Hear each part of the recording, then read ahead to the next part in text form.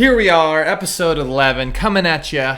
Hot. Coming at you in the Flame hot podcast studio. We got chairs. Thank you, friend. My friend Sarah Felton hooked us up. She listened to the podcast. She's like, y'all crazy?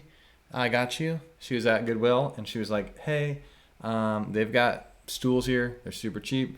You guys have a legit podcast, so you should be sitting in legit chairs. So literally within an hour we had chairs. She said something like that. Yeah. And she's just that's who she is. And then I said, did you buy another chair so that you can come be on the podcast? And she's like, I actually did buy a third chair, but so maybe someday. Oh, that's cute that you asked her that. Yeah. How are you doing? Good. How are you doing? This is Monday. So one day into the week. Mm-hmm. Always love that first day of the week. Yeah. I mean, Honestly. is, what are we, like a couple weeks into like kind of having a normal schedule for the first time in our lives? Yeah. So. But it hasn't been normal until this week. Like, this feels like what should be a normal week because we've had so many, like, events. We had, like, Gold Cup birthdays, and then birthday and, like, so this is, like, all It's exhausting to, like, be regular and, like, have commitments and responsibilities. Exhausting? Yeah. I feel I'm kind of over it. Buckle up because we have committed through December. So I have this hat. I bought this hat when we were filming with the Adventure Agents because I was like, I want to be unique. Agent Brightside. Oh yeah, and that's why I forgot that. Yeah, Brightside. I thought that was like the point. I like being Why unique. is it not a light bulb though? I couldn't find one. Oh. It was an iron-on patch. So if you find an an iron-on patch, light bulb. Camp, anyways. Yeah. Light bulb. Fire starter. Brightside. Anyway, Agent Brightside is my adventure agent name. What should my like BMX race nickname be? I don't know. Not your average race dad, factory dad. I don't know. Anyway, that's a really long nickname. So, homeschooling. We're still figuring that out. Oh yeah. I came out of my office a few times today and like shot you some glances, and you could feel them, so you were purposely not looking back at me. Absolutely. Anyway, that's all we need to talk about that. So I disapproved, and anyway, let's keep moving. No, I just meant like. Okay. How's it going out here? Okay, so I have to comment on this. I look out the window. No, stop. Dragging a child around the yard. So this child. I was like, go take a break. Take a couple laps of walking around our house. Mm-hmm. That child refused to do it. So I took that child by the hand and walked them around the house. And then came back and was like, let's try this again. And they were just so chipper and excited about it. Terrible. I'm trying to work. Stop. You don't get to make these comments and then not hear the story. You're trying to stop. Don't make this about. It was funny. It's frustrating. If it was my podcast and you weren't here, I would just tell it from my perspective. Okay, great. So anyway, I'm trying to work, and all of a sudden I just hear this kid. Long story short, that kid ends up finishing all of their work and then taking the test that I needed that kid to take. It's all about efficiency, baby. And then comes back to the table and goes,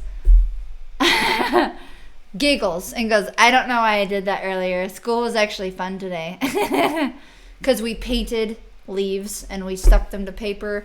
We made a Technicolored coat. Anyways. Yeah, I'm not saying you did a bad job. I'm just saying I admire you putting up with all that. Like, thank you. No, you don't admire it because you told me if you were a teacher in public school, you would have been fired. I mean, I just you can't grab a kid and drag him around a house. No, like, that's I get not. that. That's not what I meant. What I meant was like, hey, try to remember like how to. Anyways, whatever. Seguit, please. Seguit. Anyway, so done listening to you. The reason why I tried to bring that up quickly, I just wanted to talk about. Go ahead. That's okay. I believe in you. I do. I don't care. I believe in myself, and that's all that matters. Well, that's okay. Continue. I think that's important. That's good. That's a good statement. If that's all that matters, I think that's important for people to feel that way. Yeah, absolutely. I wanted to talk about home design now that we're have this homeschooling, and I was thinking last night because you came down here and we were kind of playing out this. We got this bonus room down here, and it's kind of been this mess. We haven't really nailed down what it is. Sure. So real quick, let me say it, and then we can get into it. I had this idea, and I was like, man, it's kind of like designing a co-working space. We're like got to create these like different spaces. We got to think about all the different people that work here and what their things they need. So I was thinking like we got our podcast studio now. What am I doing? We've got, I don't care. We've got our podcast studio over here. We've got our meeting room. We got our private meeting rooms. We got our phone booths. We got our happy hours. Are you gonna put that on my mouth? We got our happy hours. Yeah, that's perfect. Oh, genius. What? We got our happy hours. I was taping, okay? That's what I was doing. Yeah. Because that's how I feel about this sometimes. Not this. I know, but like there's... Oh my gosh. Is again, back to the taping analogy. Breck, we have this like tug of war that goes on when I get into like... Absolutely. Like basically we had a story where I was using excess tape for no reason. Yeah, and I was like, they can there's go many back reasons. refer to podcast 1. Podcast 1. Okay. The audio is a little bit worse. Not that it's good today, but it was worse. We can if you can power through we can it. thank taping for better audio. So anyway, the point is problem solving. Whatever, it doesn't matter. That's what I've been saying. Yeah, right. What? Taping is problem solving. Taping is unnecessary, and you're doing it right now. But I'm talking to you as well. But what we're are you making doing? a lot of noise. But you're making noise with it. Okay. I don't know. Anyway, it doesn't the matter. point I was making. I do love you. Am I a little spicy today? Absolutely. The point I was making was, it's kind of fun to think about it like a co-working space because then I'm problem solving differently. I'm like, oh, the things I liked about co-working, how can I apply that here at home and start to solve the problems that we're running into with like bumping elbows or me trying to work and listening to you drag a kid around the yard. It's like if I made like a little like soundproof room, I would have to listen to that. Sure. And and the other thing too is like I'm thankful for your problem solving abilities, your ability to dream into the future, But the problem that I'm having is like we don't own this house. I don't want to spend a lot of time. I'm more of like, let's just do it without thinking and then like problem solve as problems arise. And you're like, no, let's plan it. Yeah. Because I'm literally 2.5 weeks into homeschooling.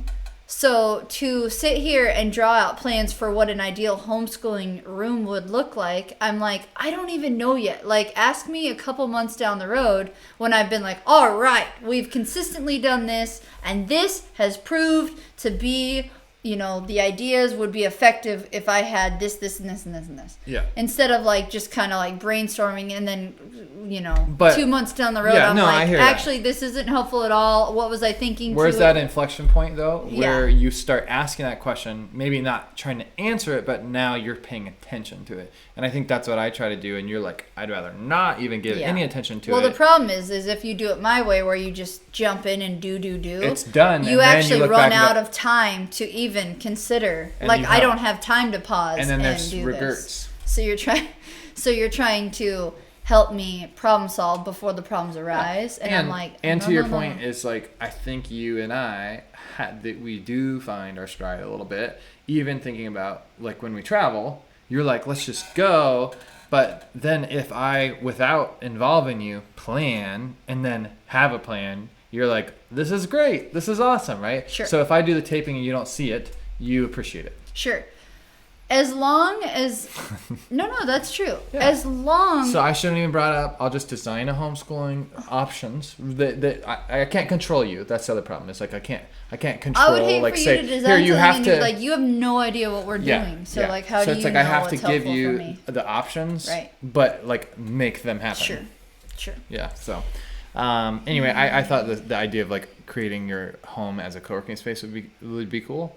And it helped me like think even about this space differently, even how we use our time, like thinking about like what happy hours serve in a co-working setting. Sure. How we kind of do that already. Like you do little snacks and you're like, come out and have a snack with us and stuff. Sure. And it's like, it's kind of like a little mini happy hour. I love you so much. That's funny. And like you guys are my coworkers. It's just like you have 4 tiny kids all under the age of 9. Yeah. That you're like, these are Just my coworkers, shooting these the are my friends. Nothing like a good PB&J on my happy hour break. Like, not that we. Anyways, that's so funny. I feel like you could problem solve that way. Sure. Anyway, so I don't know. I've been thinking about the house differently. I made the comment. Buy it. Like, I don't like making but improvements we can't tomorrow, when you can't. so I know. We can't it's tomorrow. Just like, I just don't even want to try. Basically, if I can't have it, don't try. Yeah. Well, this is window shopping. I know. This is that's perfect. Why I said I love it, this. so this that is it's great. sweet. So, we gotta stop saying sweet. I know. It's it too doesn't far. make sense. It's just weird. No. It's too Segue. Anyway, so you don't like window shopping. Yeah. You not only don't like it, you despise window shopping. Absolutely. You were like, I need to like go in, get what I want, get out. If you're like, Breck, you get to pick out a puppy today. I'm like, yes. And I'm getting a puppy today. I will get the puppy today. But do not say you can't have a puppy and then just like look at all these dogs or like look at all these things. It's like I hate that. Or maybe not even that. Because then I just like I want that. But so or not badly even that. Maybe can't. it's you get to pick out a puppy, and we're gonna take the next 30 days to figure out what puppy you're gonna get. You're like, screw that. Like, I'm getting a puppy today. Yeah. Like, you will find a puppy in one day. Sure, absolutely. Yeah. Yeah. Yeah. So I think like so back to like window shopping, like legitimately window shopping. If we don't have money or have budget to go to like, or we're not gonna buy something, you will not want to spend a minute in a store anywhere unless you have the option or like the ability to purchase something that comes up. Because basically what happens, there's probably some trauma there that I don't know. Maybe I could get into it, but yeah. Maybe trauma. I think personality types are definitely like big here. Sure, yeah. And even practice. Like, I practice this all the time. Like, I'm pretty spur of the moment, and I think from the outside people might say they might say it's the opposite. I'm not methodical. I'm like woo and reckless. Well, the fact that you Did you do that? Yeah, kind of. Oh, okay. I just said woo. So no, I meant like I was about to. Anyways, the fact that I've never had a Pinterest account. I'm not signed into our Amazon Prime account. Like I don't want to sit there and it's like I love the extent of maybe honestly I think I'm like this is because you're so much of a planner that I've actually grown into the opposite. Absolutely. Yeah. Like, because I don't think even prior to you, I did plan stuff out a little bit more. But like, I feel like with you were like a don't think, just do. I want a drum set. I'm gonna go buy a effing drum set. I saved for it though. Like, but I didn't look at them. I'm going to try. I did not look at drum sets about drum prior sets. to Try it. to figure out which one's the right one. No. You were like, I want a drum set, and then I'm gonna go look at it. And it sounds like a drum set. Legit. That's a great. When I was saving up for a drum set, knowing I wanted one, but I didn't look at them until I had enough money to buy. I just kind of was like, okay, what's the ballpark amount that I need to buy a nice drum set? Purchase power to be able to show up and say, then I want this one. And then when I had all that money, I was like, all right, now I have the money. Now I looked. Take the picture, and on to the next thing. What? No. You have no idea. No. I legit. No, what I'm saying. No. I'm not belittling that. What I'm saying is there's beauty in obsessing. Sure. Because when you get it, you finally have like, it's like this pinnacle of this process and refinement, and you finally like this appreciation for this thing in front of you, and you're like, I have thought about this moment. I have thought about what I want to do with this, what this means to me. There's like processing that goes into it. It's not simply about finding the right drum set as much as it's even like, how important is this to me? And we've talked about this, like me with my lists. I think what I've realized it's done is like, I'm actually able to be okay not buying more now because I do it so often. I want to say something though, like what I feel, I don't know. I think like what I'm good at, and I don't know, maybe this is the difference in you and I, maybe you're good at it too, is like I try to put myself like in a scenario as realistically as possible, like in that future time, you know, like, okay, with the trailer and traveling with our kids, I'm like, okay, worst case scenario. I feel alone. I feel this is happening. This is happening. And it's like, I've tried to realistic as possible. Worst case scenario? No. I'm saying just be the opposite of best case scenario. Right. That's No, not I'm realistic. saying I try to like practice putting myself in these situations to where it's like, it's not like, so that when I accomplish, am I communicating? So then when I accomplished the thing that I wanted to do, like buy the drum set, it was like realistically, I remember being, 16 years old and being like, this is good. What am I going to do with that drum set? Where is it going to go? How often am I going to practice? This is perfect. Yeah. It was simply I did it for you. What? I want to get a drum set. I did it. That's why you were like, I'm creating a checkbox. Get a drum set. And now all you could think about is... Did you know me when I had the drum set? Yeah. Yeah, I played your drum set. I know. But I'm saying, did you know me like when I got the drum set? Did you know... Anyways, yeah. Yeah. Okay. Yeah. I think you had gotten it. You got it in Corbett. Yeah. And I met you when you moved to Corbett. Yeah. So, sure. I'm maybe speaking more generally and using the drum set as an example. So if it doesn't apply exactly, sure. I'm more talking about like how this translates to what I see the differences between you and I outside of that. You versus me is like these shoes. You built a checkbox and it's like all you can look at is I need to check that off, right? Whereas me, it's like I've got lists that scale in many different ways, and so it's like I could be in one mood one day and be thinking about podcasts, and I have my podcast list, but then the next day I'm like, oh, I'm thinking about BMX bikes or like our house or like random stuff, and so it's like I'm kind of fluid in that, and I look at the scale. So I don't look at realistic. I look at like the scale of like, it could get as crazy as this, or it could get down here and realistic, I'm aware of like reality, but hey, best case scenario, we could end up with, something like this. And so what happens is when I get to it's like, again, I think it's like a pinnacle of like, this makes sense. I'm still passionate about it. There's many times where like stuff, I leave it in there long enough to where I'm like, I come back to it. Like my dream board, we did the dream board. I come back to it. It's like, that doesn't mean that I don't care about that anymore. Where for you, I feel like that's written in stone for you. When you make a decision about something, it's like, and it's like, it's there. How can you not pursue that? And for me, it's like, I guess this could be something that sounds fun. This is cool. And I think that translates down to purchasing even, and why maybe you struggle with window shopping versus me is like, and I'm the same as you, like in the moment, like we go to Sierra Trading Post, and it's like, if I see something that's cool, I'm like, oh man, I really want that. Like so it's not like I'm not like human in that respect. Soft golf balls. Those were on my list. They literally were on my list. I was like, who is going to pick up all these freaking golf balls out of our yard? We have golf balls all over our yard already. So that's what it's like. Not right now. Anyways, we do. We literally like take a walk and you'll find many golf balls. Were you out there playing golf? No, the kids play golf. They hit those around all the time.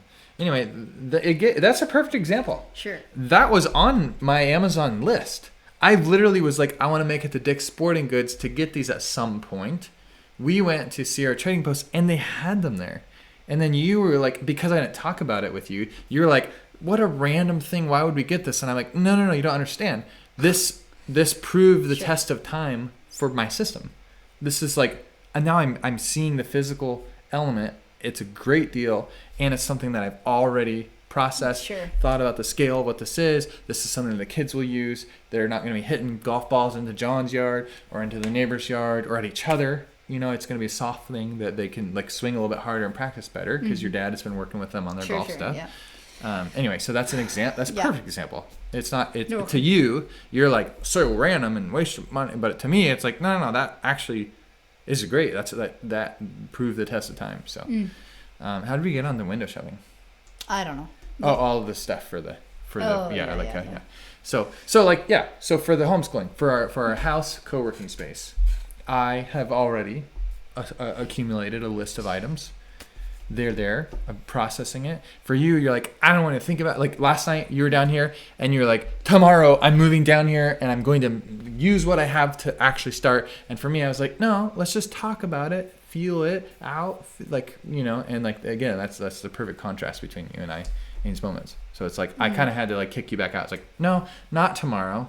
Why don't you just go back upstairs and then let me. Yeah. What? Nothing. Your office is upstairs, so I don't know why you felt so like you can't do it here, you know. Well, I felt like you were forcing it. It was pretty impractical to like, you know, first of all, I just reconditioned the couch.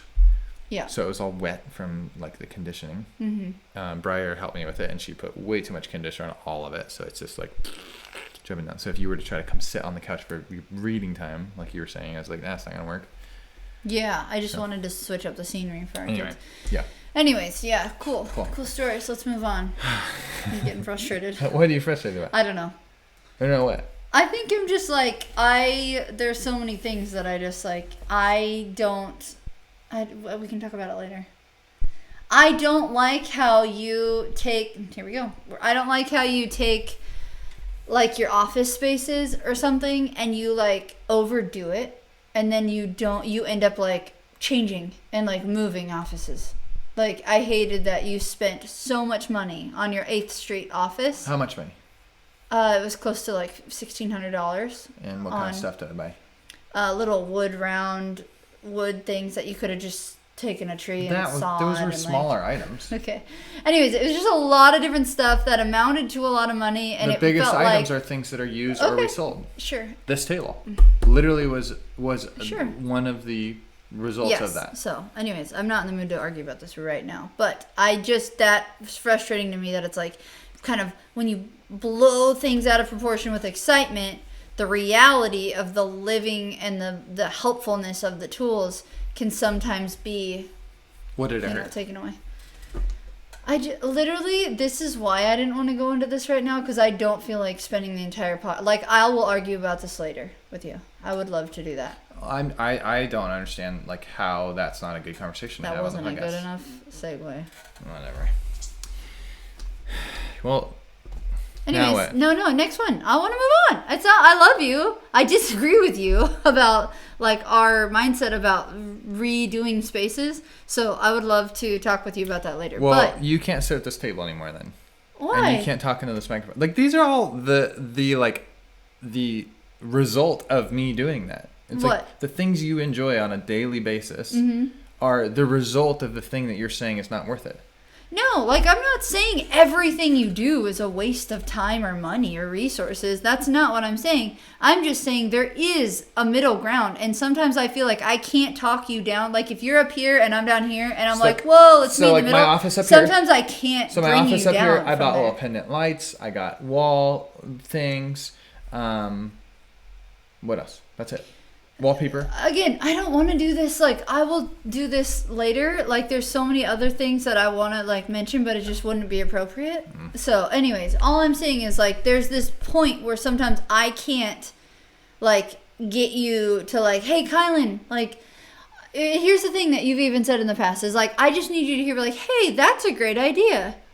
Now, let's have a conversation about this over here. But that's like as long as I acknowledge you. I don't think there's a right and wrong. There isn't, but sometimes I'm like, Kylan, like, hey, Kylan, hey, Breck, let's be realistic. And then you're like, no. And I'm like, okay, you just hey, I like it. I like all your ideas. Those are great. You just said on the last podcast, and I was trying to be devil's advocate. And then you come down this ladder a little bit. What do you like about them? And then I'm like, oh, man, I love them. And then we can finally, like, talk about it. Because of this, and this. You know what I'm saying? You just said on our last podcast, you love my loop-de-loops.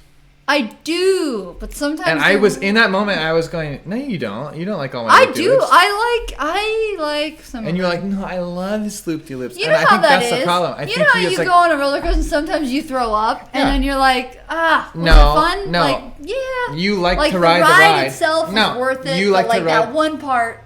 You like to ride the ride, but you don't want to build the ride. So if someone else builds you the ride, you're like, woo!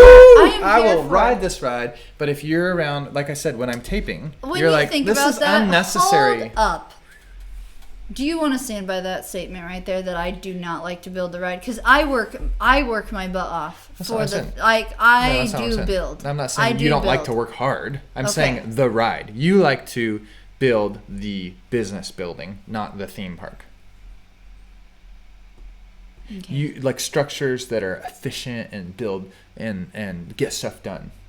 And I'm over in the theme park going, woo! What if we tried this? This is definitely not the health code, but we're gonna try it, you know. Sure. And you're over there like, get with your hard hat people, and I don't know. Anyway, let's not overthink that. All right, I don't mind moving on. That's fine. Hey, I still love you, right? Yeah, we'll see. We'll see. Are you still in the mood? You know what's great about this now that we've done this? Like how long it takes to get the next podcast going. That's how they'll know how like serious the argument was. They're like, oh man, it's been a whole week since we've seen another podcast, so they must still be going on that. Let's talk about things that we love to talk about. Stop. Skip that part. I liked what you had in the middle. This one? No, the questions. Quick fire questions. Quick fire questions. Okay, these are meant to be quick. Okay. Oh shoot. What's your favorite place in the world? Not like quick, but we don't need to like no rabbit trails. Okay. Yeah. Favorite place in the world. I'll cut it off. If you're rabbit trailing, I'm gonna. I don't have a rabbit trail. I can't even think of one right now. My favorite place in the world. It's like I don't. No, think of a place. Okay. Did you read mine? You didn't read mine, did No. you? Okay, because I have one. Okay. And it's not like I would stand by that, but it's like when I read that question, I was like, this is somewhere that's really special, and every time I go there, I'm like, yep, this feels good. And I'll say it if you want me to go first. No, hold on, I'll think. Okay. It's unconventional. Like you're not. It's not gonna. Sure, no, I'm not trying to figure yours out. Okay. I'm just trying to think about mine. Don't look at it. Honestly, when I think of favorite place in the world, instantly Hurricane Ridge comes up. It brings me so much peace. Yep. I love that I can just. It's so silent up there. Like the sound. It's weird how sound works. Mm-hmm. You know, sound travels and it does nothing to bounce off up there. You just start to like. Breathe. Like the air too, like oh, legit I know. there. Everything the about wildflowers. It. My childhood memories there, like everything about that place. Yeah. For me, like my parents like hiking and stuff and birthdays and stuff. But even just being up there, it's just like it's just so peaceful. Hurricane Ridge. Okay, these are quick fire. Sure. So. Favorite place in the world. Okay, the Central Oregon around my grandparents' cabin. Okay. So Crescent Lake. Mm-hmm. Is that how you say it? I'm always confused now. Yeah, you're right. Okay, Crescent Lake, because we have Lake Crescent. Mm-hmm. Crescent Lake, like the memories I've had there, every time I'm out there, I'm just like, oh, this is nice. And then I know that area, but it's so secluded so well from like riding quads and being out there so much that it's like that. When we go back there, my grandparents don't have that cabin anymore. Sad day. But every time we go back there, it's like, or driving past, because it's like out to Bend. Yeah. I'm like, we drive down those roads. Oh, and I'm just man. like, camping with our van out there. Yeah. The day after we got it. Yeah. Oh, and I have a lot of good memories out there. So I see that. That's cool. I love that it. for me. So, what? You gotta check them. I love it. I love that. Yeah, I just like. That's cool. Yeah, I create systems. Yeah, you do. Yeah. Get it.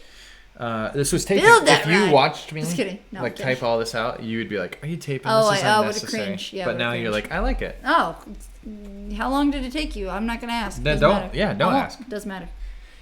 What blue check marks do you follow on Instagram, and why?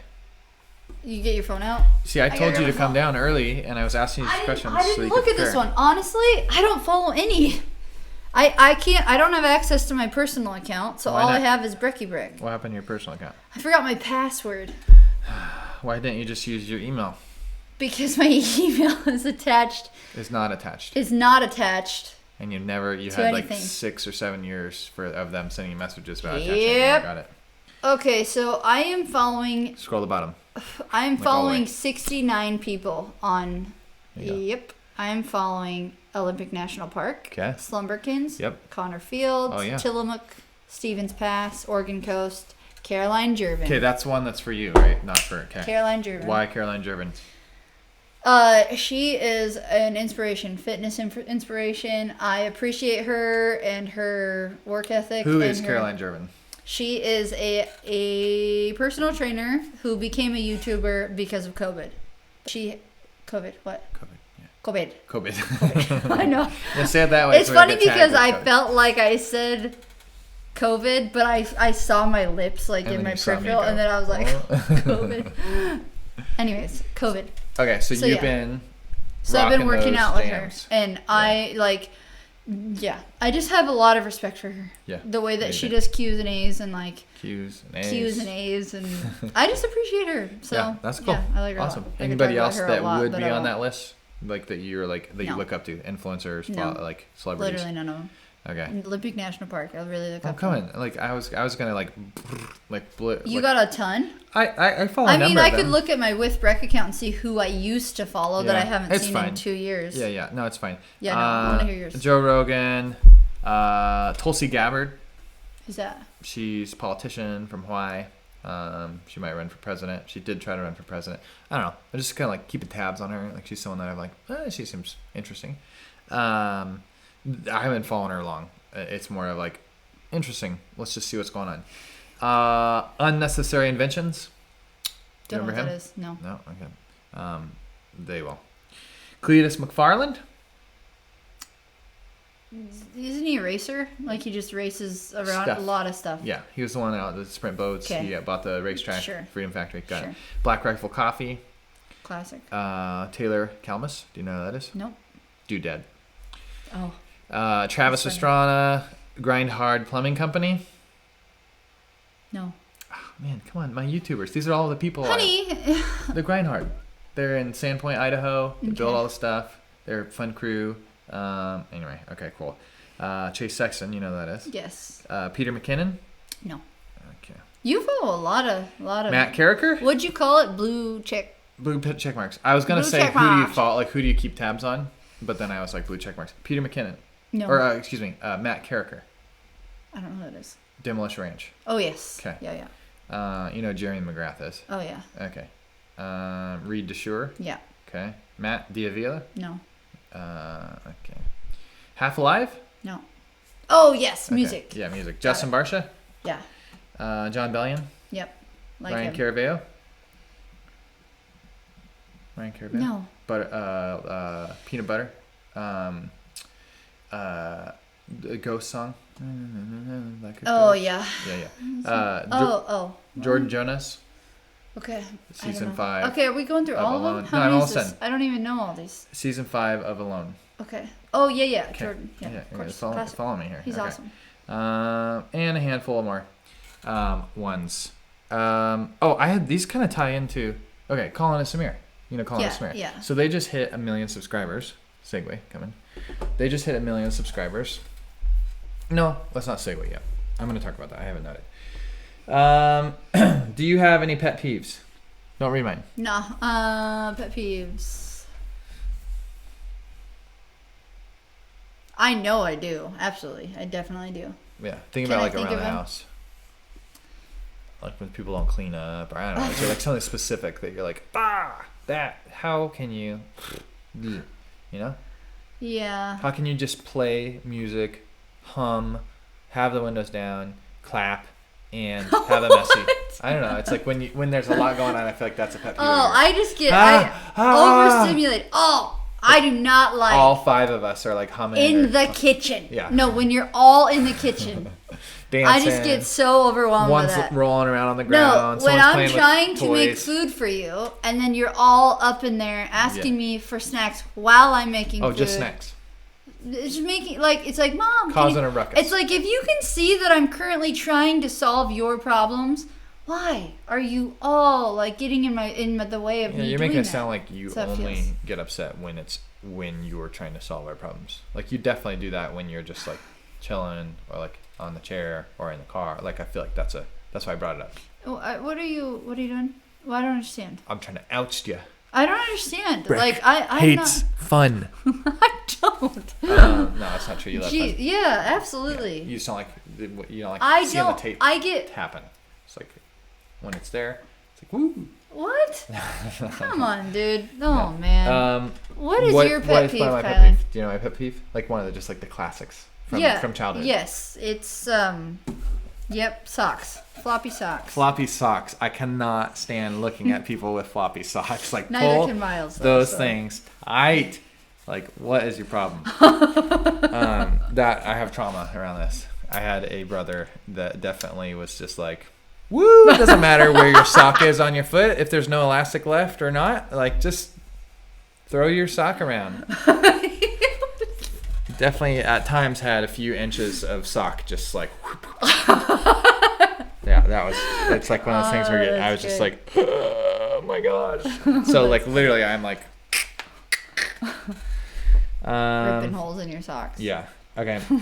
That's funny. I'm gonna skip that one. Man, I feel like this podcast, I just seem like a really big meanie. Like I'm the fun sucker. See, now you're thinking That about stinks. Image control, Whatever. and now it's ruined. Like you Whatever. will only be thinking about that. I don't know. I'm just sad. That's all right. I'll What's the talk next shit about question? me now. What's So, the next question? What are some of your favorite books? Don't read my answers. I It's gonna can't influence even you. see from here. Then what are you looking at? Anything but no, I saw it. Non-violent communication. Yeah. Anything by I'm just kidding. It's true.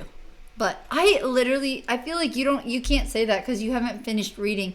What is said on his is what? I haven't finished reading. I've read his books. You have? Completely, yes. Like which one? Dream Teams. You finished reading that from The Edge of Storytelling. You Yes! literally Dream Teams was the first one that I read, and that was the first book. This is why I put him and say him every time. Okay. He's the first I'll believe author it. I'll I've ever been able to sit Dream down. Teams is a good one. I Okay. believe it. I mean, I agree with you. Why you got 1,000 book recommendations you have? Why do you have to like just pigeonhole to the No. the two that I have? We literally Anything by Shane Snow is what I had. She read it, and that's why I 12 said don't Rules read for mine. Life That's why I by said Peter. don't read mine. Huh? That's why I was saying don't read mine. Gotcha. Because I knew it was going to influence you, and now you're like, Shane Snow. Yeah. 12 Rules for Life by Jordan Peterson. That's a good one. Haven't read it. You told me all about it though. Really good. So I wanted to talk about mine, and I feel like you kind of like No, took the I wind out of didn't. it. I didn't. These are giving you opportunities I to love it. like you like Absolutely. to like give recommendations. This Oh, is giving yeah. you an opportunity. No, like do I it. like this, and you should too. You know. Hit 'em. Anyway, anything by Shane Snow. Shane Snow is baller. His writing style, his communication style, I resonate with that. I think maybe like my personality resonate. I resonate with it a little more. So I read Dream Teams. I was indoctrinated. My math teacher in high school would read to us before he would start his math lesson in class, and he read us books by Shane Snow. And now I'm like, He read you books by wait a Shane minute. Snow. He read us one book. I forgot what it was called. I'm serious. I don't think Shane Snow released books back then. 2011. Yeah, I think you're confused. Oh, really? Yeah, Okay. he's definitely closer to our age. Oh, I'm thinking of Outliers. Who writes Outliers? Not Shane Snow. Okay, who writes that? The dude. I don't know. Everyone. You else, read that. You read that, right? I've I started feel like it this maybe is 6 dumb. or 7 Someone's times. gonna be like, I know Outliers. Okay, anyways. Okay, sorry. I mean, I have confused. Google right here. Yeah. Outliers is written by.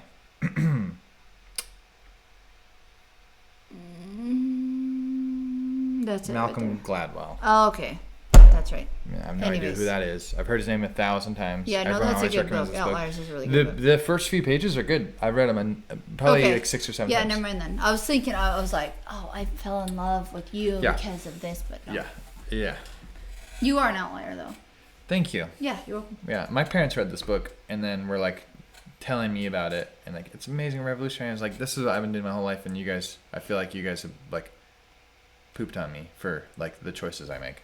And I was like, that's literally how I live life. Anyway, I haven't read it yet, so I probably should and then say that. Anyway, It's literally sitting next to your bed, isn't it? yeah, Okay. working on it. Nice. It's Shane Snow. Anything by Shane Snow. Shane Snow, can you write more books, please? Can you just rewrite Outliers for me? You should just talk to him. Shane Snow, I have talked to him. I know, but through a video. I have talked to him through a video. No, I'm saying I like sent you him a sent a video, video and he sent And a then response. he sent a response back to me. And it then was you like, didn't respond back. oh, I'm good at that. Like people reach out. The are one good person that opportunities. you're like, I would love to talk to him was like waiting for a response and you didn't respond. I just like I'm Classic. like I don't even know what I don't have anything How to offer. how did you sign up to marry me? Like, how did that even happen? It was back before I had distractions. It was just like I don't know what else. Hey, you want to marry me? Oh, you planned this out. You planned it. You like had planned out that was the one. Anyway, it doesn't matter. Yeah. Anyways, We're here. We're stacked. Yeah, cool. Books. That's it. Okay, that's all you wanted to say about Shane Snow. He writes stuff. He runs businesses. I like his stuff. Yeah, What I've been he is trying a to say, I good don't think I've finished. I started saying it maybe 20 times now. Not your fault. Yeah, like not 100% your fault. I also interrupted myself. I'm doing it now. I thought of another book. Anyways, go ahead. Shane Snow is the only person. No, sorry. Excuse me. Shane Snow is the first person. It was Dream Teams that I opened the book and I legitimately, it felt like I was watching a TV series I was binging. I couldn't stop reading it. I never ever felt that way about a book before. Legit. All other times I've like struggled and kind of like forced my way through, and I thought maybe I'm just not a reader. I read Shane Snow's Dream Teams first, and I was like, holy crap, this makes me feel better about myself. Yeah, absolutely. Because I not like his writing made me. I don't feel bad about not being a reader. I just haven't found the writings that speak to me. Yeah. Anyway, absolutely. What's your book? There is a book called Switch on Your Brain by Caroline Leaf, Dr. Caroline Leaf. Okay. Really good one. But I was also thinking about Brene Brown, and it's so interesting because this is an author that she's been popping off the charts. That's what I'm saying. It's like her earlier books were like, whoa. And now I feel like she's cliche. People, you just get too like it gets in this like messy. You start trying to speak to such a big audience that like you just kind of like have generalizations about how you talk, and it's just like it's kind of a bummer. I'm gonna say something that's kind of specific but so general that it'll apply to everybody in this room, and then they're like, oh yeah, I guess, yeah. And I love when you bob your head with your hat. Yeah. I don't know why. Yeah. Cool. Yeah. Anyways, you know, that reminds me. I don't want to like. Go ahead. What? What does it remind you? Yeah. You know, we don't have to. No, I know. Remember when we watched that Tony Robbins documentary? Yes. And we didn't like it necessarily because of how we were supposed to like it, but like there were elements of it. It was like, you know, why not? Yeah. I remember. Right. So Tony Robbins, before our time, has been a motivational speaker, maybe one of the original. A lot of controversy around, just like kind of creating false confidence in people or whatever. But I remember there was a point in the documentary. I am not your guru, is what it's called. That's what it's called, yeah. There was a point in the documentary where he kind of like, he singled out like a guy in the audience. He's sitting next to a woman or something. And he was like questioning his ability to be confident or something. And he was like, roar for me. Like, roar like a lion. And he was like, what? Yeah, like, roar like a lion. Like, roar like a lion. And he's like, rawr. And he's like, no. Like, what's keeping you from just roaring like you mean it? And then he's like, he lets out this, like, it's awkward and like cringe. And he's like, like, rawr. But it's a big one. And it was like everything he had. And I don't remember what Tony Robbins, but I remember like in that moment, I was like, there's something about that. Like being able to just like let down, like it's pointless. It is a pointless thing, but because it's pointless, can you just let go of everything and do it? Yeah. It doesn't hurt anything. It's not like you're not gonna like. I think there's something powerful about that I think Tony Robbins like spoke to in that moment, and that's what There's a lot of other parts of that documentary that I was like, there's. You can question it, but like that for me, it was like, can you roar? Like, are you willing to like just let go of everything to do something that's pointless?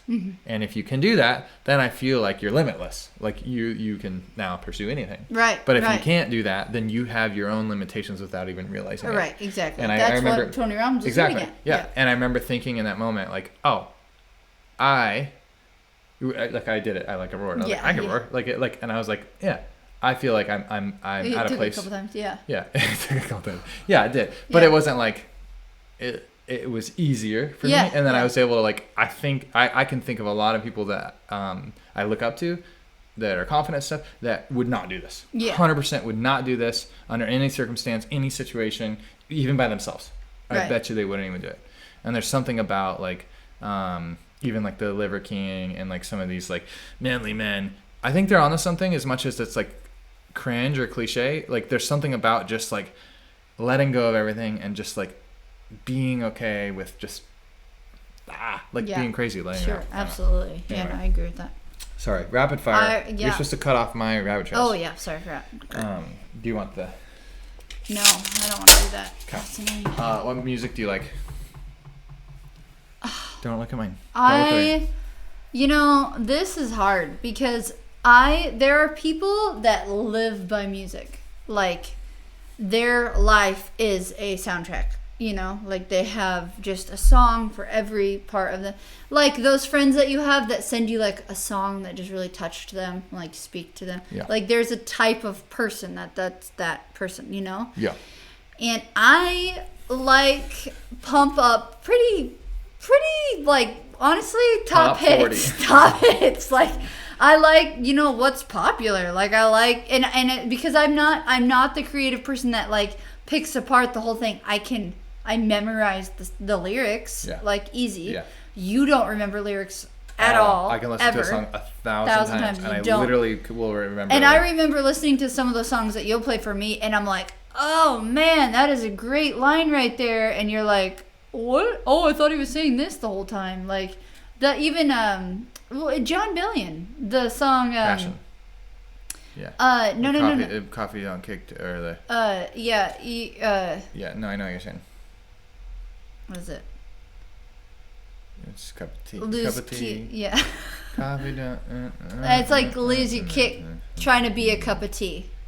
Coffee loses its kick trying to be a cup of tea or something like that. Yeah. And it was like, oh, that's really cool. Like, don't try to be something that you're not. You know. Anyways, regardless, it's like I just don't. But I do appreciate. Big old helicopter going over flying us. over our house. That's a big one. We have It's like shaking. The Coast Guard is like right out here, and then Life Flight, it comes out of our spot. So every once in a while, most of the time, unfortunately, either it's drilling sometimes it's those big. There's a situation. Two chopper ones. Yeah, that one's pretty loud. That feels like a big one. Yeah. 2 chopper Chinook. Yeah. Anyways, but I had this thought, and this is really sad. It's kind of morbid, but. I was like, I love the music that you offer to our family because of your just like you put on Spotify Discover or something. And I'm like, if Kylan died, I would not be able to find the music that you play because I don't know who it's by. They're not popular artists. Like they're not, but they're good. And they're like, and our kids dance to them in the car. And I was like, oh no, you know? Yeah. So I go on Spotify. And I found Kylan Johnson, and so you have like your left brain and right brain playlists and stuff, and all these other ones though, and so I'll just like play them. Yeah, good. And the kids, I'll be like, guys, what's a song that Dad likes? And then they're Miles like, will he'll be like, oh, it's by whatever. No, he'll just start singing the song like his lyrics do. Sure, but he has told me who some of them are by, so we can listen to them in the car. But again, I don't tell you that because I don't need you. I'm kidding. I love your music. Okay. Most of the time. It is edgy though. Yeah, I think similar. So my music taste is similar to like my YouTube watch history. I am exploring people's journeys. So I'm like yes, Oliver Tree. Oliver Tree is like I'm fascinated by this journey and the story he's telling. He's creative and he's expressing his creativity. There's layers to it. And like, so some music I don't listen to the lyrics. Some music I'm like enthralled by the lyrics, and I'm like, holy cow, listen to what he's saying, and I'm able to like, you know, he's telling a story to a surface level here, but there's also story going. And if you go deeper into his history or you're figuring him out, then it makes sense. You know, it's like you're making your own documentary in your head. Almost. Yeah, no, legit. Yeah. And so I have artists that I've like kind of run into, and I'm realizing like Spotify does a pretty good job. So why I use Spotify Discover is like I get weekly Discover, and basically every week there's at least one new artist and song that I just play it and kind of like get through it, and it's like it like speaks to me. It's like it just stands out, and I have one this week, and it's Pigs in the Sky by Gabbets. And I'm like now like listening to all of his music, and I'm like, holy cow, like I'm glad that I found this. Yeah, and it's great too because you think like that, you can bring it to me and say, hey, like what do you think of this? And I'm like, ooh, yeah, ooh, I like it, you know. Yeah. And I like to converse with you about and I'm breaking down that creative things. process. Yeah. I think that's what I'm doing is I'm watching their creative process. I'm watching them. That ends up being the people I I follow them, blue mark like checks for a bit, and I'm like, there's some people I follow for a long time because they have a fascinating like arc to their story, and then some people I'm like, okay, like I kind of see where this is going, and it's not interesting to me anymore, so I end up moving on. It's most of the time less about the music is catchy. That's helpful because I like it. But it's more often than not, there's a story beyond simply just the song they're saying. Sure, absolutely. I think a lot of people go to concerts because it's like they tell a great story in this album. 21 Pilots is like that. There's like they create this story and lure around their music and stuff. Like that doesn't entertain me as much as someone going through something like legitimately like going on this journey and writing their music about that. Yeah, exactly. So Grabbits, Half Alive, AGR has always just been one I've like. They don't necessarily fit that. Ryan Caravale, Oliver Chi, Joji, Rare Americans. Those are all good ones. Not I don't know. I end up being kind of a music snob. Like my mom bought me the socks that say music snob on them, and I was like, music snob. But I realized when I talk about music to people who don't care about music, I sound like a music snob. But it's like I'm just intrigued by the process. Well, and you don't want to. You don't want to just hand it to the popular ones that have already kind of like paved a way. It's almost like you're like, no, that's mainstream. Like you having a deeper appreciation for those that kind of struggled through their journey and have like this depth to them. Yeah. That is more. I like some mainstream music ends up being that story. Sure. So I like it. But similar like what I said about Brene Brown. It's like you get to a certain level and you try to address such a wide audience that the depth of your connection with a specific audience becomes really like shallow. Yep. Yeah. So, not that it has to, but a lot of times it does. What is the best piece of advice you've ever received? You have yours down? Yes. Oh man, because you had time to think about these. I didn't read all of them. You literally just said. Hold up. I literally knew I had to prepare and get ready. Yeah. I brought you down, and then you were flustered that it wasn't ready. Honey. And I said come down and while I get ready so you can read through and kind of think about them. I thought you just said from here to here and now you're past that point. It doesn't matter. Whatever. Something that oh jeez. I don't know. Can you come back to me? Yeah. Okay, you go. I've got two. I mean, these are things. Well, I pick the questions, so maybe it's unfair. But it's like all of these questions were like things that I'm like, yep, no, like there's just something I speak about often. I bring up in conversations with people, whether it's with clients or people I'm mentoring or are mentoring me or trying to mentor me. Why'd you point at me like that? No, I mean, I know, but I'm like... No, not you. Yeah. You don't try to mentor me. Absolutely not. Yeah, don't try to mentor me. Don't even try. It's pointless. No, and I'm not going to waste my time unless I can accomplish something. No, I'm good. Okay, so this one... I don't think you got what I was getting at, but that's okay. Doesn't matter. No. I said, like, don't try to... Like, no, I'm not the type of person... Okay. You want to accomplish something and you think that I'm not... Like, if I can't... you cannot be mentored. I'm not worth your time. Last person on the planet You cannot... What are you talking about? I just have to respect what the position that you're speaking from. But don't get too close because then you'll lose respect for them. That's not true. That's not true at all. Okay. No. It's just like when you can inspire by actions a lot more than you can inspire by telling people how to live. Absolutely. And that was the first one on my list of things that... No, that's not. The best piece of advice, you can inspire with actions more... No. Sorry. If you look back on your life X amount of months and you are embarrassed by your actions... it means that you are making some sort of progress. You said that, yeah. So it was real quick before I say the name. That is not a direct quote. I don't even know where this quote came from or why I have it attributed to this person. I think I saw a tweet or I listened to an interview and I gathered this and it stuck with me so much that like this has been something I come back to often. I butcher it every time. Or it's like, I don't know. It sounds weird if you think about it too much. Ryan Hoover. He founded Product Hunt. He sold it to Angel List. He's do you remember who this is? Mm-hmm. Yeah. He actually went to my high school. I was buddies with his little brother. Anyway, I didn't even know who he was until like later on. Until I never even I stopped talking to his brother. Go back over. Yeah, apparently. Yeah, that's definitely a Chinook. That's Yeah, not no, the I know. life It flight. sounds really loud.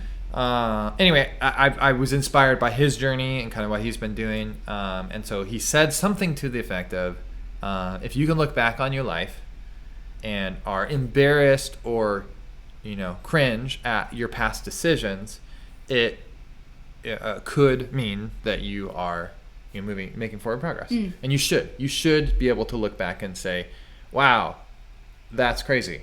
And obviously you can pick that apart in many ways, but I think about that often because I do that. I look back, I'm like, holy crap, what was I thinking? Or I was dumb. Or I'll listen to, even like a voice recording or a podcast that I've done yesterday and like think, oh man, I've grown so much in this day. No, that's not true. But you know what I'm saying. Yeah, no, I do. Yeah. I do. Hopefully they know what I'm saying. Yeah. The other one, and I say this all the time because my 100% of my work is online and on the internet. I often talk with people that aspire to get their stuff online. And so I end up kind of falling into this consulting or mentoring role, whether it's paid or friends or connections through friends. I get people all the time that are like, oh, blah, blah, blah, YouTube. I've got someone that said YouTube once in a conversation with me. Why don't you talk to them?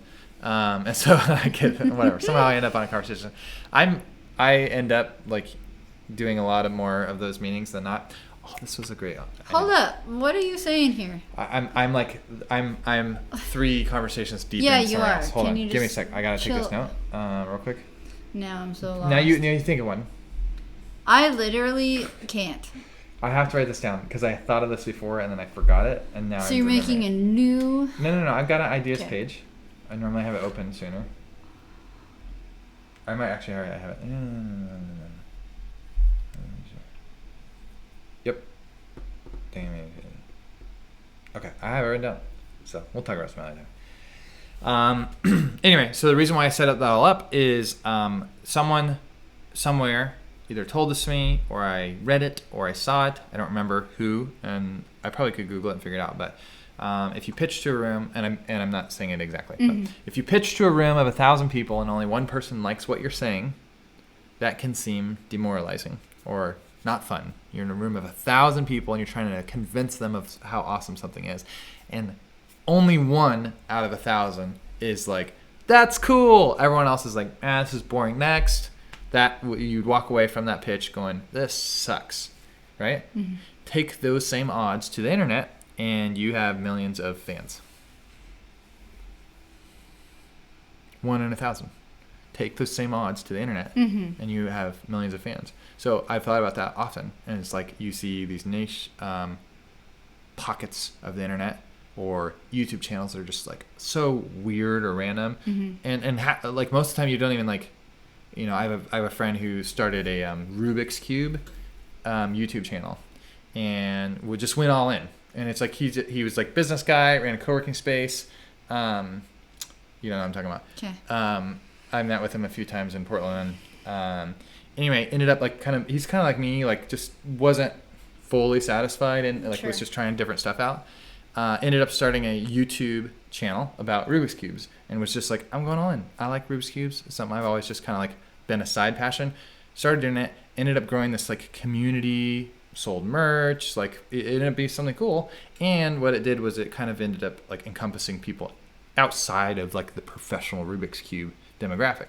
And like from the outside or like prior to launching that type of stuff, you might think, oh, the Rubik's Cube community is pretty small, so your potential audience is small.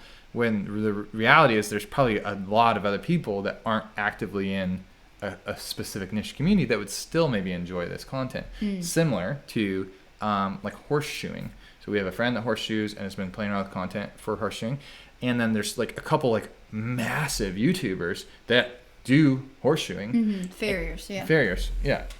Whatever. Yeah. And they have huge audiences and they make a killing on it, and it's not all just people that own horses that watch that stuff, right? And I catch myself like watching content and it's like, this is entertaining and I have nothing to do with this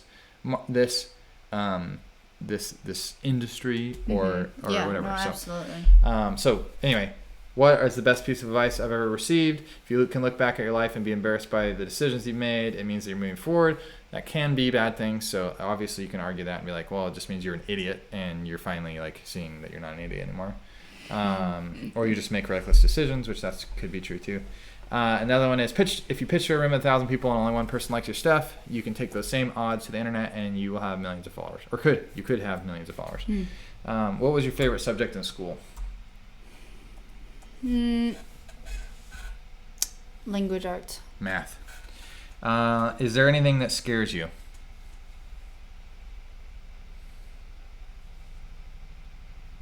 Let's talk like more like fears, not like I'm scared that my kids will grow up in a world that blah, blah, blah. Like I'm not talking about this. No, yeah. Like legit.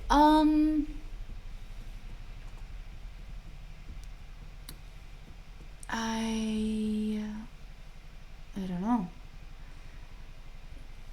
Being in a submarine sounds pretty not fun to me. Yeah, mine's water related too. Really? Yeah. Like, I just don't want to be. I'll pass on that. Yeah. Yeah. Honestly. What are like, things I that have you a hard could time die with scuba and diving. never like, be? Absolutely. Oh yeah, that's good. I don't like the idea of that. Like that, and then going so far under the water that you're like, if this doesn't work out for me, or I F it up by having some panic attack, I will die. You know, like that freaks me out. And not just that, you don't like shallow scuba diving either. Snorkeling. Yeah, that's what that's called. Yeah. Well, yeah. No, that was rough. That was so rough. See, I tried. Well, listen, the reason why I say Again. that is because I don't care for scuba. I would be fine dying and never scuba diving. Snorkeling, on the other hand, is not a big deal to me. See, here's the thing. I just let me have the goggles and I'll hold my breath and I want to look at all the fish and come back up for breath. Yeah. But like when again, it's just the reliance. It's just like the reliance on like, please don't suck water into this hole. Right down the pipe. Because it's just like I don't know. It's just too many things to coordinate. Yes, I can't. While in water. Which has been something that you I have had to a fear of, yeah. So it's like I've already had to conquer, yeah. I feel like, swimming in Hawaii, the 1.2 miles, great. And then afterward, snorkeling. I was like, this is harder than doing 70 point. For you. Yeah, exactly. Yeah. It felt harder than the Ironman. I could die and be okay, never. Scuba diving, yeah, I'd be fine with that. Skydiving, same thing. I'm not afraid of skydiving. I just think it's pointless. But yeah, I wouldn't be afraid of it. It would be a rush. I think it would be a fun rush. But yeah, it's not something. It's that like, I'm I need to do that. Yeah. Yeah, I don't know. Bungee jumping. Again. I don't belittle people that do that though. No. It's kind of like roaring. You do it's it. Like roar. Are you willing to roar? Yeah. Do you need to roar? No. Is it like that? Roaring doesn't put your life Can in you danger jump for no reason. Out of a plane. I don't know. I mean, not that people die that often doing it. Yeah. People do die doing it. I'm not worried that about the often. dangers of it as much as like it just seems like a lot to like. I don't know. I guess now that we're saying it, we have to try it. Maybe when our kids are out of the house, it just feels like immature or not immature. It feels like not the word. It's just if one of our kids was like, I want to go skydiving, I'd go with them. Okay, sure. Yeah, no, I would too. Yeah, honestly. Yeah, it'd be easy. My mom did it. One of my I'm not concerned about how hard. Again, it's like it's not. I'm not afraid of it. It's just like, well, okay. Yeah, it's kind of like rock climbing. It's like, yeah, that's fun, but it's like I don't want to go pay money to just go like, cool, But if that's what you're into, that's cool. That sounds fun though. I've rock climbed a ton. As long as you got a harness and all that. Or whatever. Free climbing is like solo, the alpinist. That's a whole nother story. Yeah. Dumb. Again, I don't say that to belittle people's stuff or passions because I do stuff that they could say the same thing about. As much as I'm like, for me, that feels like I don't want to invest in those things. What scares me is open water next to big things. So like even just like down here on the port, if I had to like jump in next to a barge. Ship. Oh yeah. Just like and like sit next to that barge like that for some reason it's just like you don't want to be sucked onto the barge. Even if it's like stagnant, like I don't want to be next to it. You literally said on the ferry the other day, you're like, oh, I could jump off this and this looks like fun. It's moving away from me. Like I feel like I would have a support vessel. I would do that. It's like being around, like I'd want to get out as fast as possible. If I can get out as fast as possible, then I'm fine. Sure. Yeah. Okay. So we did the Adventure Agents episode where we went to the island of Lanai, and we had to jump out into the water. Yes. Half a mile offshore. No, legit. We swam for Honey, you guys okay, let me do less. What number I thought it was like 400 meters or something. Okay, 400 meters. Who cares? 1 lap around a track. So that's a quarter of a mile. Yeah. Why is that? That's such a big... I don't know. You guys exaggerate. Oh my gosh. It feels like a lot. Between the two of us. Also, it's our son. I'm not the problem. Our son to do that? He was on a boogie board. Okay. I was the one dangling in the water. So it was a fear. Yeah, I'm gonna move on. You Apparently conquered you it just, though. Like, wanna... No. But hold up.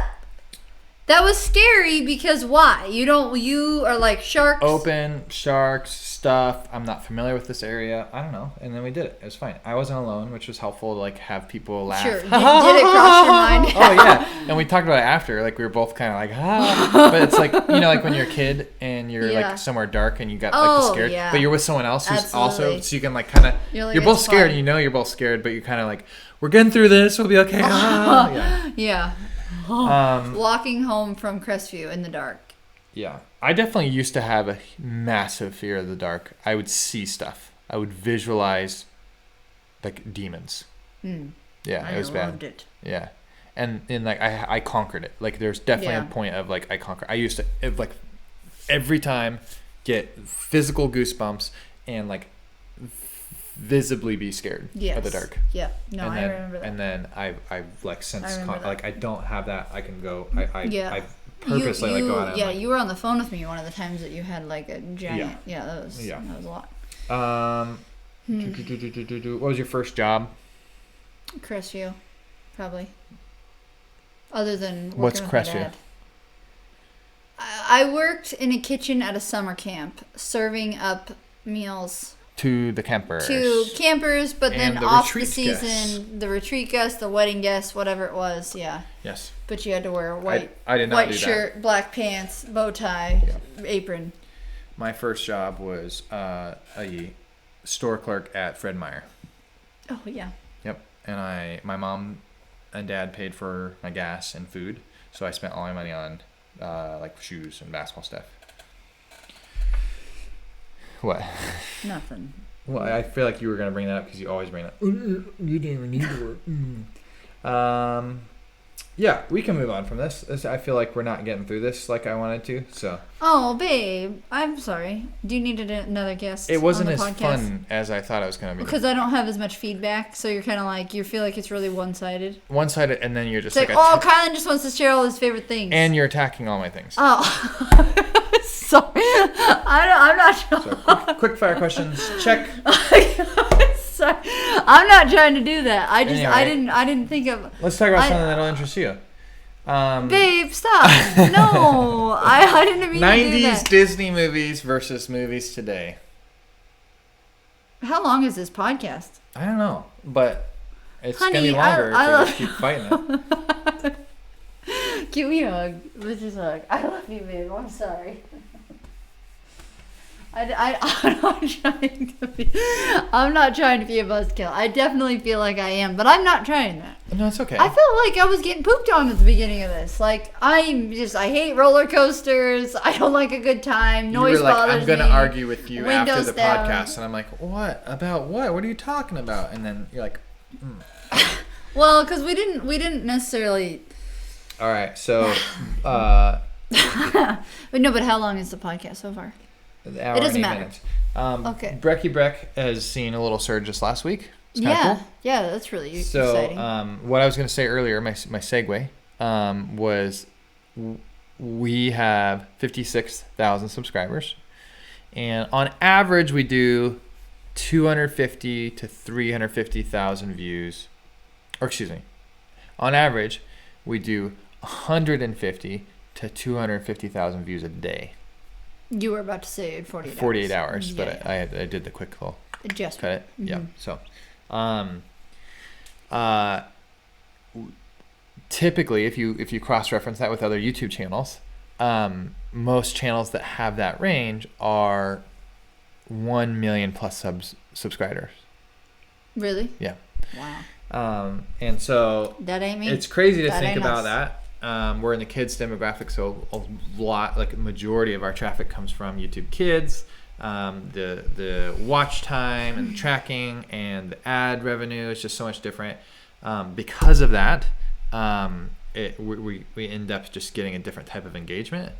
So we're trying to figure that out. Mm-hmm. But what I thought would be a fun exercise is looking at the comparison to other channels and then pretending that we had those. Let me say this differently. Breck Johnson, aka Brecky Breck. What would you do if you were making $30,000 a month from Brecky Breck? Try to buy this house. Pay off our vehicle. Okay.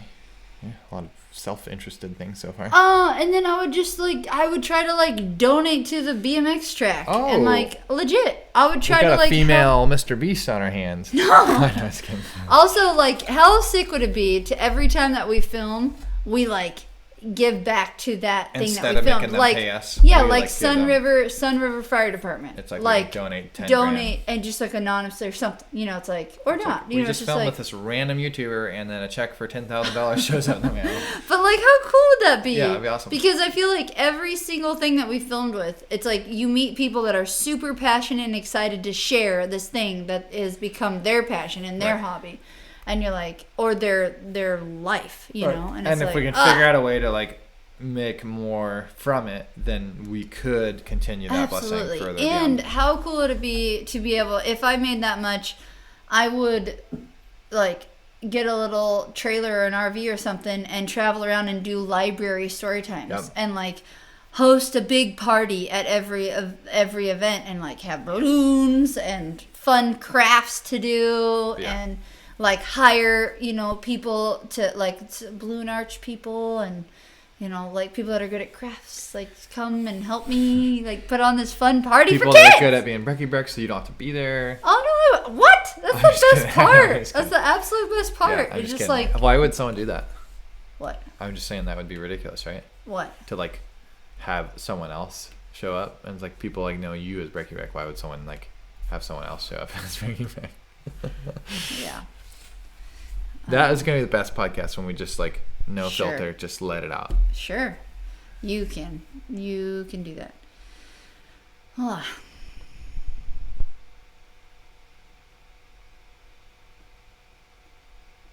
I love the whole checking off the boxes. That is fabulous. Is there anything that you would like to talk about that you would be what? I have a podcast that's coming out. How can people find you? Tell us what you got in the works. You're my guest and you get to kind of promote. Sure, no. Yeah. Wait, what? No. Yeah. Can I talk what I was going to talk about? Yeah. Okay. I was reached out to by a podcaster, Heather Stone, and she has a podcast called Mentors and Moguls. And her assistant reached out to me and was like, hey, Heather's grandson is a huge fan, all this. We would love to have you on the podcast as a guest. And I was like, that would be fun. I've never done anything like that before, which is, I don't know, I've been doing this for 4 years. And I think, so anyways, long story short, I do it. We were in Eugene at the time and we recorded this. And I felt super passionate about, I am so passionate about Brecky Breck, and so it's I just got going on it and I was excited. Mm-hmm. So I'm definitely feeling there, how an artist, when you create something or you make a picture, you paint a picture, yes, and you want to show everybody this thing, or you write a song and you want to show someone and it's kind of I hope you like it, please don't, I love it, so please don't, and there's this kind of this protective, it's a vulnerable thing to I love this thing, please don't, poop on it. That would be really sad for me. And so Anyways. And gross. I just feel like there's like such a vulnerability. So I felt very like I was being vulnerable in the podcast by sharing like how passionate and excited and like everything that I am for it. And then like after I was done podcasting, I felt like this like I don't know. Like the room got quiet and you're just sitting there. there. Yeah, the room got quiet and the energy left, you know, and then I'm like, was that too much? Was I too much? But I was like, that was so like, and then, you know, in the moment you're like, you're just answering questions and like it's being recorded. And so then I'm just like going back, like I haven't watched it yet and I'll watch it on Thursday. And I'm hoping that when I rewatch it, what you just said, you know, when you look back at yourself and you're like, are you embarrassed by, you know, it's like, I hope that I'm like. You can't just be embarrassed by what you just did. No, it's I know. Embarrassed by right. I've progressed and now, wow, what I thought was something that was good then.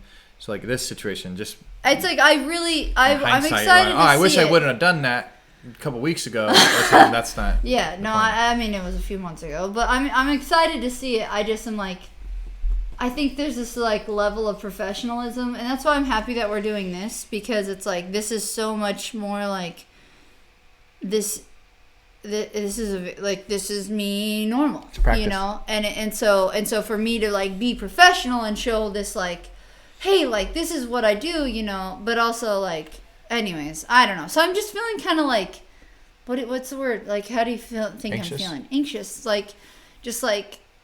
You know what's interesting about that? You know, no, I don't know. Do you remember when I was rallying to launch the Columbia Food Park, and my business partner at the time was getting frustrated about me like taking meetings that felt unnecessary. And he said to me, you know, you got to qualify these meetings. I was wasting his time and my time. Yeah, sure. And I think back to that often because I think there's a balance in there. But I think back to that time and like I was taking meetings with pretty much anyone that wanted to reach out and like talk. I wasn't so busy to where that was cutting away from something else. For me at that time, it was this research and development, what we talked about, which really plays into the whole taping like conversation for me. Yeah. I'm going to accomplish all this today, and anything that keeps me from accomplishing this is a distraction. Sure. I don't look at my life that way. Right. And so for me, it's like, oh, this is an opportunity to experience something. I'm going to experience it and then put it into everything that I'm processing at this time and figure out what comes out. And I think creators have the unique opportunity to what you said. You like as an artist, you put your art out there and then you're nervous.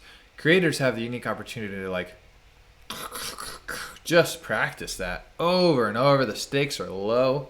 Like by putting your work out there every week, by going on podcasts all the time, by doing this stuff, you get to just practice it. Yeah. Like so, moguls and movers and shakers. Mentors and moguls. Great podcasts. Like that'll be fun to see it. It's not necessarily something that's like career changing for you, and so it's a great opportunity for you to like practice. I think I think that the part that like even you noticed my body shift is like I don't want feedback. You know, because it's like I just like feedback in the absence of praise. What did I say in another podcast? I don't know. Anyways.